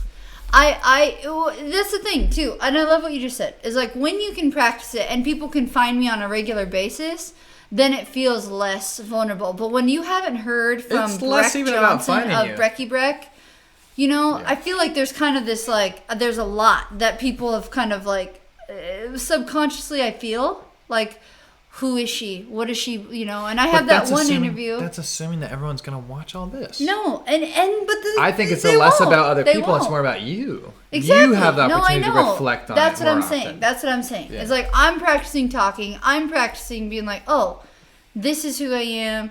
You know, no, you know, filters, no, you know, and it feels good. And even I feel like it comes down to even like. But I review our podcast and I listen to them, and I listen to how I talk and how I rabbit trail and how, I was listening to a podcast with Mr. Beast, and he does this to an extreme, but he's like literally thinking about how he's killing retention when he talks about something boring, and he'll say it out loud. Retention's going down. Let's change topics. And it's like, ooh, I don't want to be like that. But the fact is, like, if you want to get good at something, you have to like kind of obsess about like that direction. I think what I'm referring to is like there's the vulnerability in when people put you on a pedestal and they put you on this pedestal and they think these things about you, like we had, hey, do you want to fly? I'm sure you get this a lot. Do you want to fly over here and film with us over here? And you're like, oh, they mentally put us on a pedestal. And then we get over here, we go do it. And we're like, I'm not as popular as you think. I don't make as much money as you think. And there's this part of me that was like, I don't want to disappoint people. So I hope that's not disappointing to you. But like, this is who I am. Right. And when I went on a walk with you and I was like, just kind of, I don't know, mentally and emotionally where I was at in that moment, but you said to me, you said, Breck, like, you need to realize that people want to be a fan of with Breck, which was my personal handle, like, people want to be a fan of with Breck, not just Brecky Breck. Yep. And I was like, oh, do they? Like, okay, like, yes, and if I can live like that, then they want to connect. They want to connect. Like they want to I want to be a fan. No, of you. Like they want to know. I want to get to know you. I want to connect, and it's like, oh, okay, because even in these moments, like how I started this podcast of like, I don't like the way that I'm, being portrayed, and you're like your image protective consciousness or whatever, it's like. Like I don't want to do that, but I also am like there's such a line here of vulnerability that just really hard for me to navigate. And that's what's perfect about what you said, how you started this rabbit trail. No, I was gonna say that this topic was when you don't put yourself out there very much. Mm-hmm. The times that you do, you worry about it more. But when you put yourself out there a lot, it becomes less and less important what each moment does, because the fruit and the evidence of who you are will shine through. Yeah. And I think that's the way I see it. Even like this podcast for me, whatever. Like even if people do watch it down the road, and it gets tons of views or whatever, I'm not concerned that this is going to define me, or I'm unless I say something controversial, but that's not who I am. Like I'm not concerned about me saying something that's going to ruin me, because I know that I'm not that type of. And you've already admitted to the journey of growth. You know, like you've already been like, hey, this is. And I can say like in another podcast, like maybe it's out of self-righteousness. Like I'm not concerned that people are now like, wow, he's self-righteous, and and even if they do think that, it's like watch this, like come on this journey with me. Yeah. So watch it. Right. And so I think that's something that you will have to wrestle with. Yeah, absolutely. Is understanding in a moment, right? Like in one of these conversations where we're not promoting it, there's a handful of people that watch it, and maybe there'll be more down the road, whatever. Like like maybe that's a concern, not that I'm saying it's going to be popular down the road, as much as like the concern could be that what if it does take off and I said something that for you, it's like if you are in that moment and you feel, oh, Kylan just said something that maybe needs to be clarified, or I don't like the way this is going, or else, like, is that then an insecurity that represents something that you do need to work on internally? Absolutely. And not clarify to people, but take it internally and work on it. Right, absolutely. And I think that's how I look at it. And that's how I look at, like, a lot of times I like what we said the last podcast is, like, I'll neglect clients, I'll neglect things outside of me, other people, in the attempt of like taking care of myself, and I get excited when there's pain. And I said this to a friend who's like sick and going through some stuff right now and trying to figure out this next season and just stressed out and hating it. And I'm like, you know what? Like, yeah, it's stressful. Not that it's not stressful, but I love those moments. Those are like defining moments. Yeah. I know defining moments and refining moments. Well, and out of that pressure, out of that intense pressure, if you can accept it and face it and push into it, you'll grow. But if you avoid it or try to sneak around it, it will always be there and you'll come back to it. And so for me, it's like those are things where it's like, how can you start to identify that in yourself? And then also take opportunities to practice. And so that's why I love you do this podcast. You know, there's you know, I say stuff and I need to be more encouraging. There was so much like, this is who I want to be on the podcast. Like, this is what I want to share. This is how I want to talk. And then like everything in me was like, Kylan is going to shred this apart. I wasn't professional. I didn't know the back end business sides of it. That would have, and it was like all that, you know, but again, because I'm just like, you know, I was like, no, like, this is who I am. This is what I'm passionate about. This is how I feel in this moment. That's awesome. I'm okay with it. Yeah.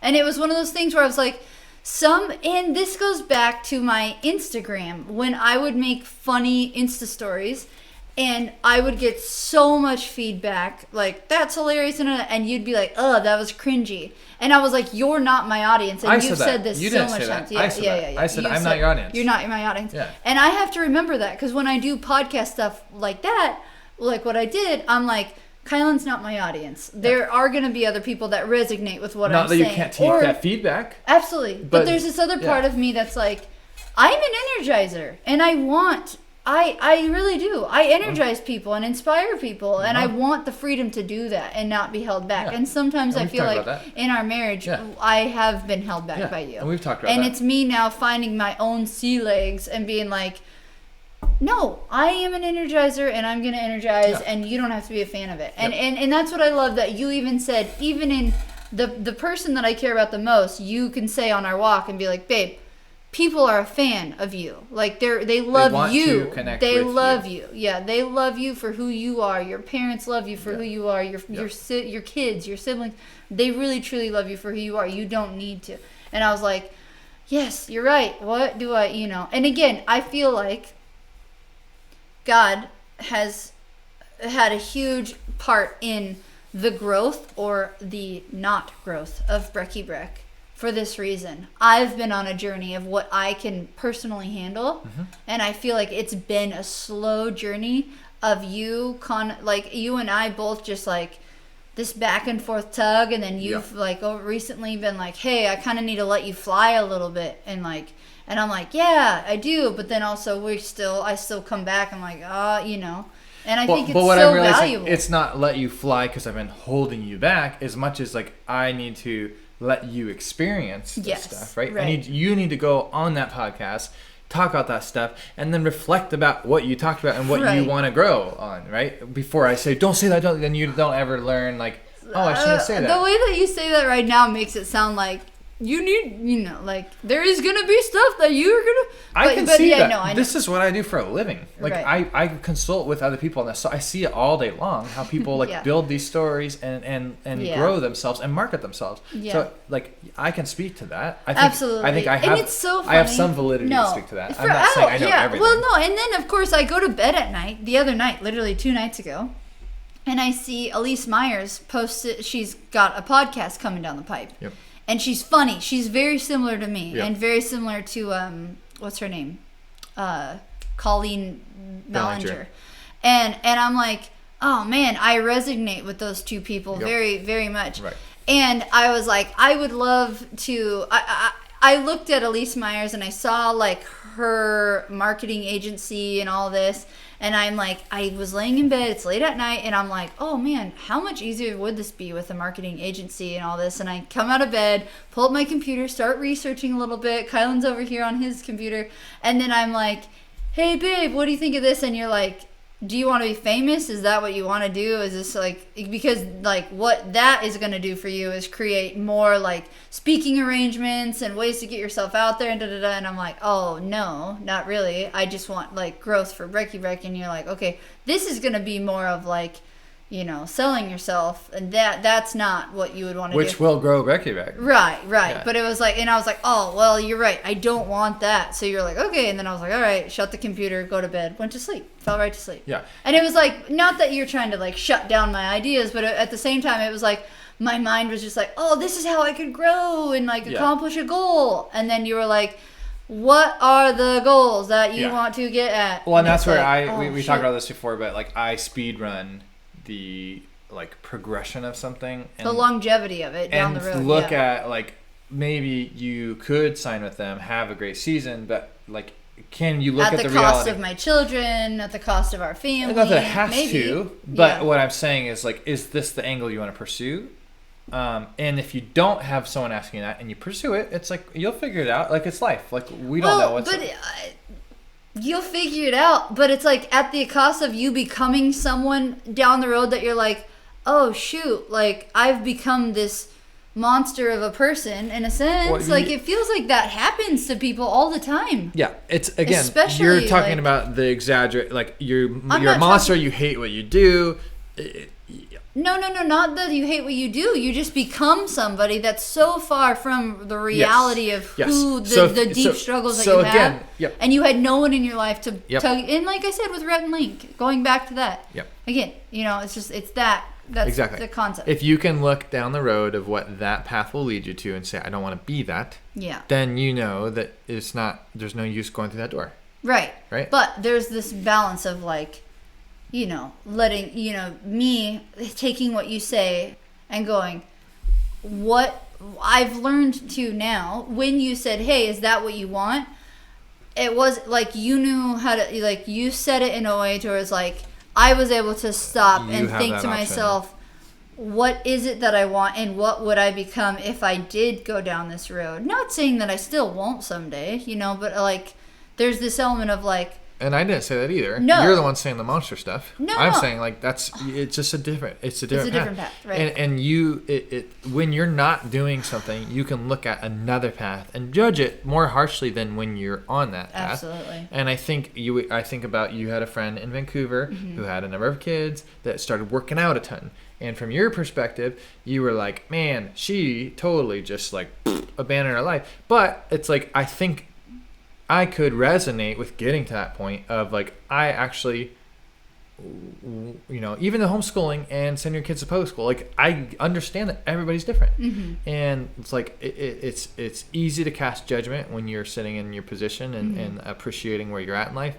But the reality is we all have desires, we all have goals, we all have these missions that are different and overlapping and cross paths. So it's like, if, I say this with my marketing clients all the time, it's like, there's so many tools to success for online representation, and this applies more broadly to success. There's so many tools for success, and all the tools have different rules, right? If you use this tool, it comes with the consequences of X, Y, Z. It comes with the use consequences. It takes the X amount of money or X amount of resources to make it happen.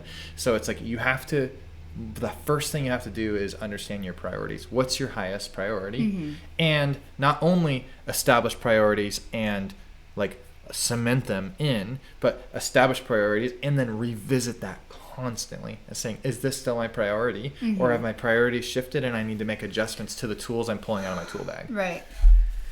Yeah. And so that means, whether or not you get an agent, whether or not you sell merchandise, whether or not you, try to sell cameos more harshly. We do collaborations. These are all business moves that come with advantages and disadvantages, or costs, if you will. And we have to decide, are those steps that we want to take? And maybe at a particular season, they're not. And then down the road, it's our priorities have adjusted and we do want to take those or try them out. And I think it's easy to judge someone else's journey when they take those and they've made it down the road to their version of success. And you can say, look, they lost themselves, or they turn into a monster, or they sacrifice their family. Right. But it's like that was the necessary journey that they felt like they needed to go on for their priorities. When I say monster, like I literally, I mean like, how like you can listen to someone talk and you're like, you're kind of a shell of a person. And when I say monster, like you not shell of a person, but like you're still figuring out what it is that you even believe, and everybody's on that journey. But when I say monster, I mean like literally kind of putting on like a suit, and they're having a hard time figuring out what's inside of that suit, And that's where I'm like, they've become this thing that it's like, oh, and I think I just like, I just want to be, I don't ever want to be the person that can't be challenged by you, can't be challenged by other people. And that is a fear of mine, because I know that once I get tunnel visioned on something, I go down that path and it can get scary, you know? Right. And I don't want, that's like my biggest fear is like, don't let that happen to where I get to the end of my life and I'm like, oh man. But you're like, in charge of I that. list my At the end of kids' the day, childhood. At the end of the day, it's not my responsibility to challenge absolutely. you. That's your responsibility to figure that out. Right. And but, so it's but like you can allow people to challenge you or not. Either way, you have to learn that lesson. Oh, and absolutely. Yes. But there is an element of like, I have a friend who I recently spoke with and I was like, hey, she and I are very similar. And it was like, we're at the point where it's like, I know that if I want to, I could cut the people out of my life that would tell me like it is, you know?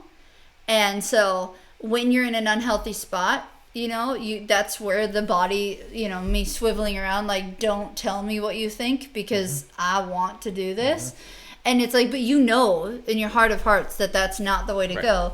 And I have a friend who literally, I was like, hey, who are you letting challenge you in your life? Like, and really tell you who you know, what they think and like who you are.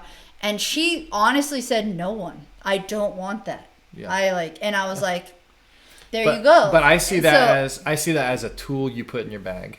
You have a tool that you reach for when you want it, and it's there. Sure. And sometimes this tool like starts wiggling around in the bag, and you don't want it, but it's there, right? Yeah.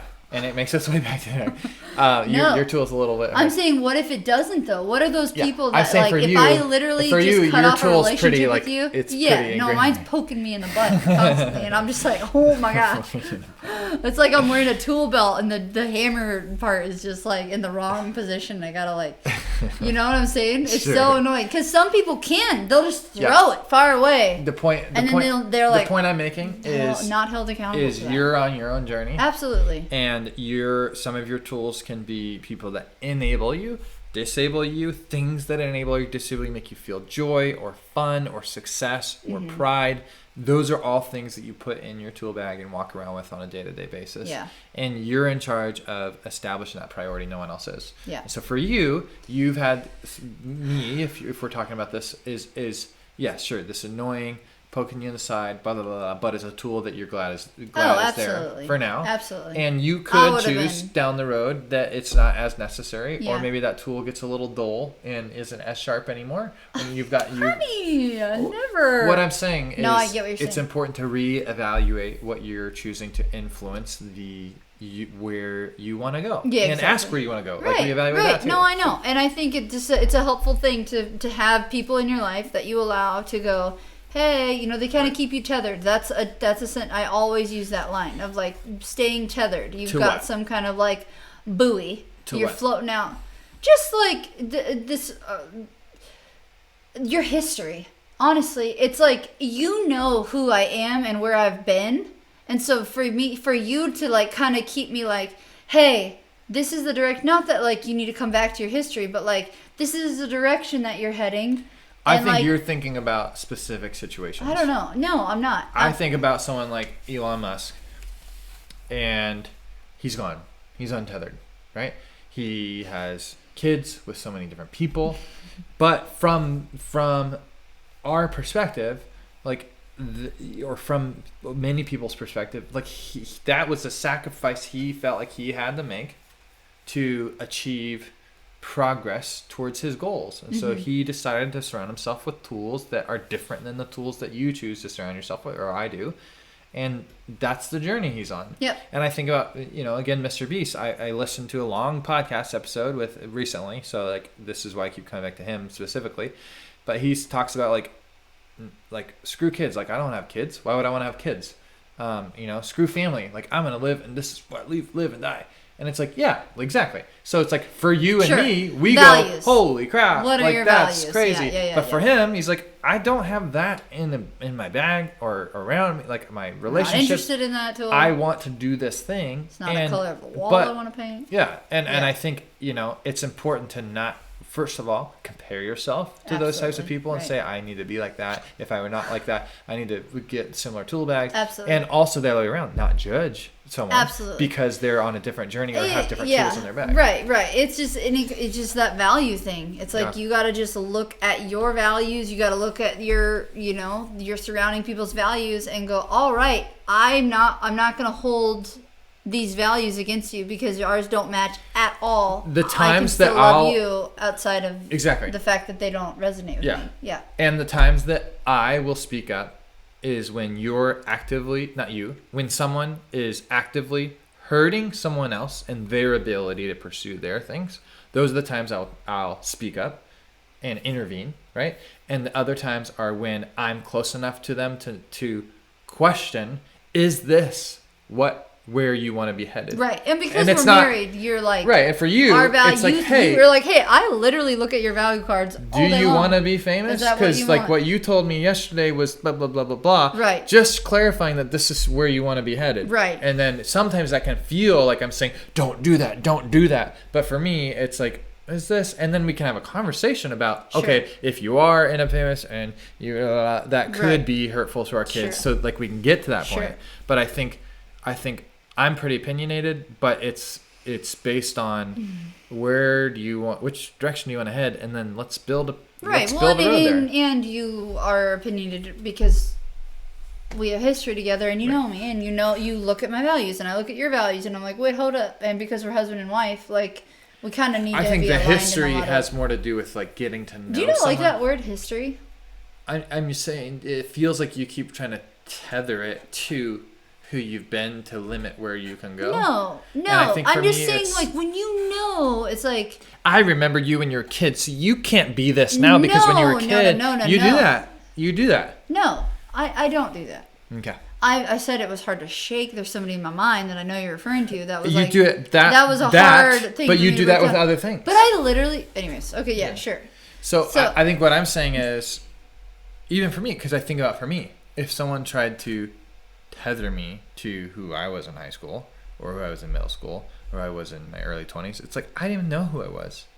And it's like, but there were so many glimpses of you that people did not, that I see and saw in you. And if that is a true glimpse, it should reflect where I am headed. Yeah, absolutely. So that's what I'm saying. Is it's not tethered to your history. It's tethered to like who you are developing as a person. That's what I meant. And that's what I was saying. Yes, you said, do you not like the word history or something? Yes, I don't like that because it doesn't accurately reflect the opportunity that someone has to continue pursuing who they want to be or who they're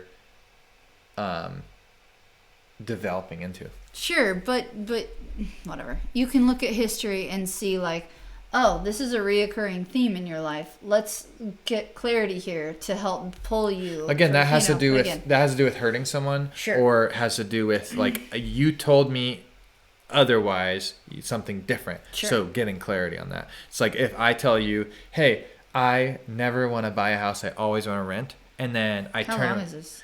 I always want to buy a house and I never want to rent. And then hold up. I never want to buy a house. Okay. And I always want to rent. Got it. And then you flipped. And then I turn around and tell everyone, I'm trying to buy a house. Help me buy a house. Or like whatever that ends up being. You have the right to come and say, what are you talking about? What are you doing? And that has nothing to do with like my history as a child coming up as much as like the history with me enough. You're close enough with me to know. Well, you've expressed interest in X, but now you're pursuing Y. Are you sure this doesn't conflict with what you're saying? And is it because you recognize that and you don't want to pursue, X, or is it because you're getting off track? Gotcha. Yeah. Is it because you've acknowledged that, say, you know what? No, I actually do want to buy a house now, and I'm aware of that, and like I'm okay challenging it because I made that decision, or I've fallen victim to an alternative to where I want to be, and someone can come help challenge that and lift you back up to where you want to be. Right. And that could be either way, right? In buying a house situation, it's like, I think generally people would assume buying a house is the better route. So if I'm pursuing not buying a house and always renting, it's like it's you have the right in my relationship to challenge me to what I've said, to what I've spoken before. So for like, if I say, it's hard to find friends and connect with people, but then I isolate myself and never put myself out there. You have the right to say, hey, you are struggling and you say you're not getting friends. You need to, like, why aren't you doing this? Harder. Yeah. Right. And why aren't you doing these things? And it's more of like helping me. I still have to make that decision. So it's not you making that for me, but it's you continuing to challenge that. And I think that's the tool that hurts in the side. It's like, hey, you're allowing me to be close to you, and I'm gonna keep poking you and say, hey, this is something you said, and you keep coming back to me, and it's getting annoying, quite frankly, that you're saying this but not doing this. So please listen to me, and if you want to just ignore me, then ignore me. But I'm not going to let this go or whatever. So Right. Anyway, cool. You saw the time, and so now you decided. No. to stop talking. I was doing all the talking a minute ago, and you were the one that was checking the time and looking at stuff. Okay. So now the tables have turned. Turn tables. All right. Drink water and coffee. What do you drink? Tea? Yeah. And water? And yeah, LaCroix? it's olfactory enhanced water. My doctor friend gave me this verbiage. What is it? Olfactory enhanced? Yeah, your smell. Tea would be nothing without your smell. Your nose, so. So you stopped drinking it? No, I drink it all the time. Oh, I literally had a couple. That's LaCroix with carbonation. Sure. Yeah. All right, drink water.